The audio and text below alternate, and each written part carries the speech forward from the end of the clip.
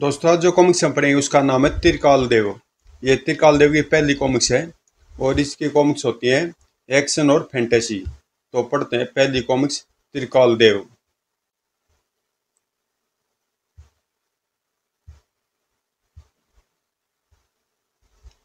यज्ञ की पवित्र ज्योति प्रज्वलित हो चुकी थी। वातावरण मंत्रोच्चारण से गूंज रहा था। ओम ओम।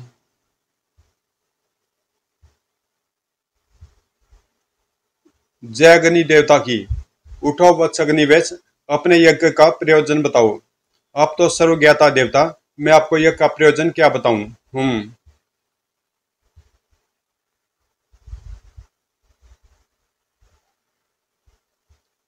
यह लो वत्स, यह दिव्यास्त्र हमारी शक्ति का एक अंश है। जब तक यह इस राज्य में रहेगा तब तक कोई भी बुरी ताकत यहाँ अनिष्ट नहीं मचा पाएगी। लेकिन एक बात का ध्यान रहे, यदि यह अस्त्र किसी गलत शक्ति के हाथ में पड़ गया तो वह इसकी शक्ति से इस राज्य और मानवता को तबाह कर सकता है। मैं वचन देता हूँ भगवान कि मैं इसे गलत हाथों में नहीं पड़ने दूंगा। चिरंजीव रहो वत्स।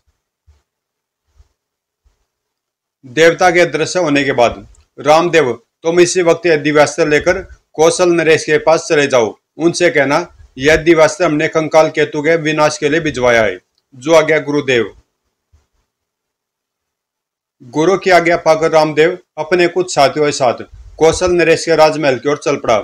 अभी वे आश्रम से कुछ ही दूर गए थे कि सोए उफ। यह क्या था मित्र रामदेव? कुछ नहीं, तेज हवा का झोंका था। हमें चलना चाहिए, चलो। दूसरी ओर वह तीव्र हवा का झोंका सोए सोए ऊंचे पर्वतों से गिरे खाई में उतरकर एक गुफा में प्रविष्ट हो गया। अंदर आकर धम धम।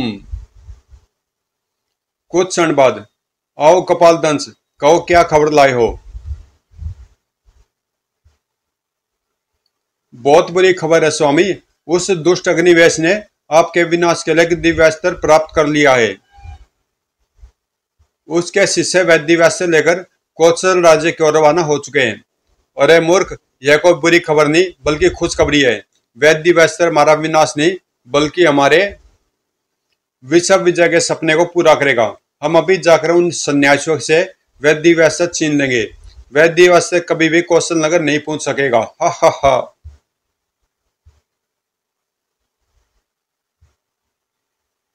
दूसरी ओर रामदेव और उसके साथी आने वाले खतरे से बेखबर कौशल राज्य की ओर बढ़ते जा रहे थे। तभी सोए सोए उफ ओह। रामदेव, वह देखो क्या है। हे भगवान, यह क्या बला है। तभी एक सद ठाका उन पांचों के खून को जमाता चला गया। हा हा हा।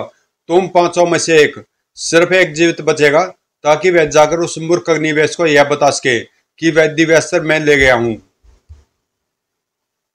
इसलिए तुम में से जो चाहे यहां से भागकर अपनी जान बचा सकता है। हा हा हा। दुष्ट कंकाल केतु, हमारे जीते जीतू इस दिव्यास्त्र को हाथ भी नहीं लगा सकता।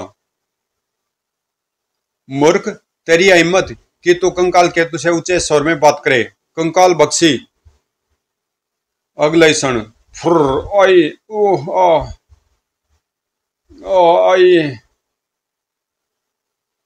मूर्ख, अब तेरी बारी है। ओह। अगले पल ओह सिगरी। ओह। अब मैं इसे अपनी कंकाल शक्तियों से सिद्ध करूंगा। कंकाल बख्शी, इन चारों कंकाल को उठा लो। ये हमारे कंकाल भंडार की शोभा बढ़ाएंगे। हा हा हा। उसके जाने के कुछ क्षण बाद ओह ओह, मुझे किसी भी तरह गुरुवर को यह सब बताना ही होगा। अतः वह किसी तरह घसीटता हुआ आश्रम की तरफ चल पड़ा। ओह। सिगरी, अरे देखो वह कौन है। ये तो रामदेव है। गुरुदेव को जल्दी से खबर करो।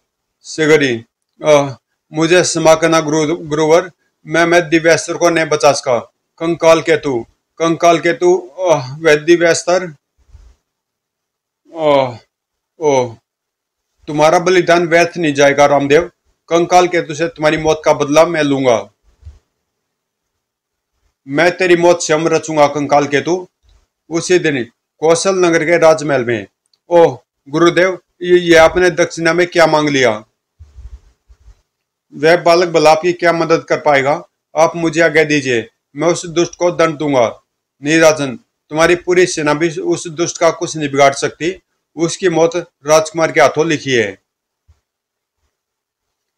राजकुमारी कंकाल केतु का काल बनेगा, क्योंकि मैं उसे साक्षात मौत बनाऊंगा। ओह, अब निर्णय आपके हाथ में है राजन। लेकिन अधिक सोचने का समय नहीं है राजन, हमें तुम्हारा उत्तर शीघ्र चाहिए। उत्तर मैं देता हूँ गुरुदेव। मानवता की भलाई के लिए पिताजी एक क्या 100 संतानों की भी बलि दे सकते हैं, क्यों पिताजी? राजकुमार, तुम ठीक कह रहे हो पुत्र। चलिए गुरुदेव, मैं आपके साथ चलने को तैयार हूँ। कुछ देर बाद, वत्स, कंकाल केतु के विनाश के लिए तुम्हें उससे मुकाबला करके उसे इस तरह परास्त करना होगा कि वह दिव्यासुर को बिना सिद्ध किए ही उसका प्रयोग तुम पर करने के लिए विवश हो जाए। अगर तुम ऐसा करने में सफल होगे तो वह दिव्यास्त्र ही उसके लिए काल बन जाएगा। तभी सोए सोए, उफ, ये हवा, ओह कपाल दंश, ओह। अगले पल, ओम भू विभूति, ओह, ओम नहीं। ये आपने इसे कैसे कैद कर लिया गुरुदेव? यह कंकाल केतु का गुप्तचर कपाल दंश है। यह वायु रूप धरकर हमारे पीछे लगा हुआ था। इसे कैद करना अत्यंत आवश्यक था, ताकि तुम्हारी तैयारी की योजना को एकदम गुप्त रखा जा सके। ओह। फिर वह दोनों आश्रम की तरफ चल दिए। गुरुदेव, इस कार्य के लिए आपने मेरा चुनाव क्यों किया? वत्स, तुम्हारा जन्म कुछ विशेष नक्षत्रों में हुआ था। इसी वजह से तुम में विनाशकारी शक्तियों से लड़ने की क्षमता है। ओह। आश्रम में पहुंचकर, आज तुम आराम करो पुत्र। तुम्हारी शिक्षा कल से आरंभ होगी, जैसी आपकी इच्छा है गुरुदेव देव। अगले सुबह के साथ ही राजकुमार त्रिकाल देव की शिक्षा आरंभ हो गई। ओम अग्नि देवताय नमः, ओम इंद्राय नमः। दूसरी ओर कंकाल केतु विश्व दिव्य अस्त्र को सिद्ध करने में जुटा हुआ था। जय शैतान नमो नमः चमडाय नमः, जय कंकाल देव।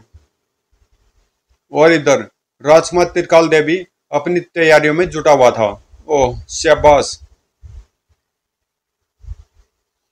कुछ दिनों बाद, आज मैं कंकाल देव की महिमा से इस दिव्यास्त्र को सिद्ध कर दूंगा। तभी उसे कपाल दंश का ध्यान आया। ओह, मैं दिव्यास्त्र को सिद्ध करने के चक्कर में कपाल दंश को तो भूल गया। पता लगाना चाहिए कि वह कहाँ है। चामुंडा चू। ओह। अगले पल, जाओ कपाल दंश को लेकर आओ। भड़ोक। हा हा हा, मैं जानता था तुम मुझे ज्यादा दिन कैद नहीं रख सकते थे। हा हा हा। गुरुदेव, यह तो भाग रहा है। राजकुमार, इसका पीछा करो, यह भागने न पाए। लेकिन गुरुदेव, वह तो दिखाई नहीं दे रहा है।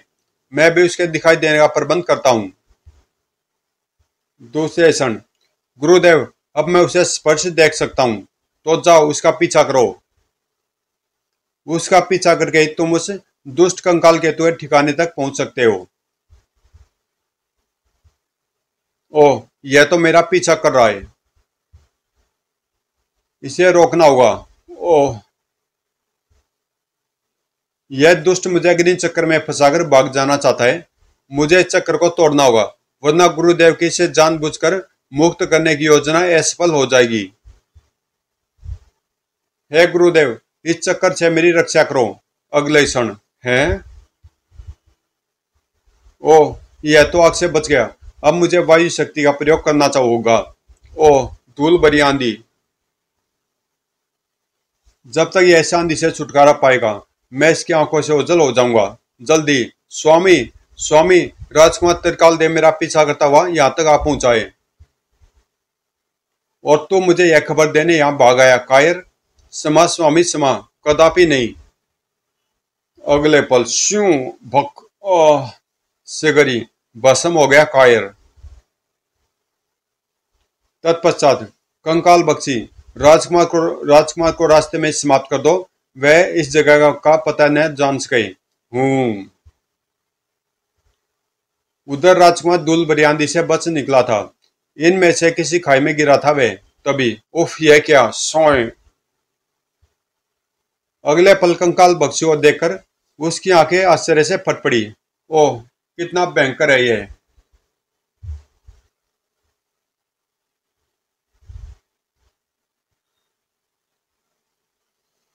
खतरा भांपते ही राजकुमार एक विशेष मुद्रा में हवा में शिथिल हो गया। ओम भक। तभी अचानक कंकाल बख्शी ने सांस खींचना शुरू कर दिया। परिणाम स्वरूप ओह ओह। लेकिन अगले पल कंकाल बख्शी तड़प उठा। क्री क्री। और अगले क्षण भड़ाक भड़ाक। ओह, यह धमाका कैसा था?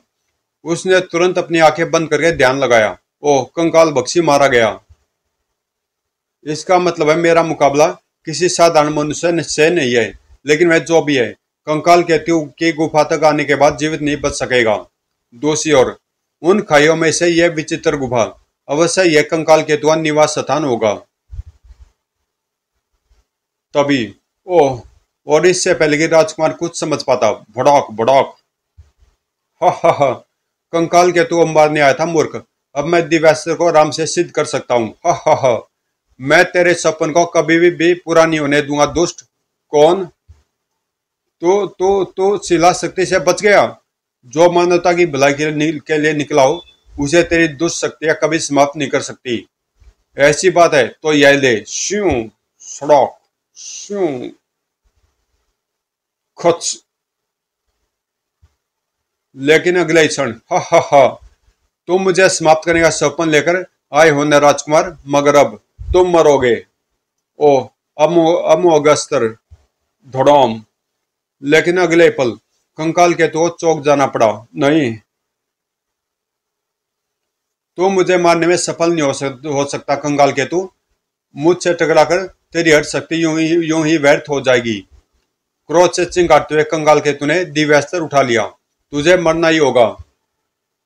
देखता हूं इस दिव्यास्त्र की शक्ति से तू कैसे बचता है। अगले पल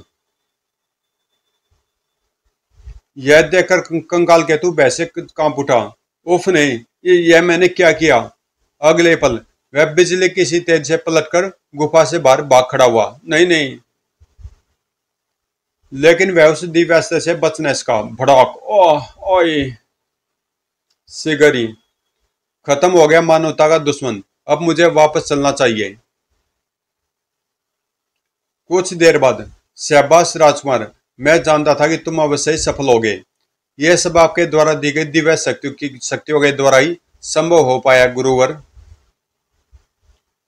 अब मैं इन दिव्य शक्तियों का त्याग करना चाहूंगा, क्योंकि ऐसी शक्तियां मनुष्य को अभिमानी और दुष्ट बना देती है। नहीं बस, तुम इन दिव्य शक्तियों के पास रहते भी अभिमानी और दुष्ट नहीं बन सकते। और अब यह दिव्यास्त्र भी तुम्हारे ही पास रहेगा। हम चाहते हैं कि तुम इसका उपयोग मानव कल्याण में करो। जब भी तुम इस दिव्यास्त्र को हवा में उठाकर अग्नि देवता का स्मरण करोगे, उनकी शक्ति तुम में आ जाएगी। यदि आपकी यही इच्छा गुरुदेव, तो मैं आपको वचन देता हूँ कि अब त्रिकाल देव जब तक जिएगा मानवता की भलाई करता रहेगा। मुझे आशीर्वाद दीजिए गुरुदेव। चिरंजीव रघुवंश। समाप्त। तो दोस्तों, ये कॉमिक्स यहीं पे समाप्त होती है। यह त्रिकाल देव की पहली कॉमिक्स थी, इसलिए मैंने पढ़ी है। और इसको पढ़ने का एक और कारण था, क्योंकि त्रिकाल देव अब कई कॉमिक्सों में राम रहीम और कुर्बान के साथ भी दिखाई देगा। तो इसलिए मैंने इसको पढ़ा था कि सबको पता लगे कि त्रिकाल देव कौन है, कहाँ से आया है और इसको शक्तियाँ कैसे मिली। तो मिलते हैं अगली कॉमिक्स में। त्रिकाल देव की अगली कॉमिक्स है त्रिकाल देव और मृत्युकंठ।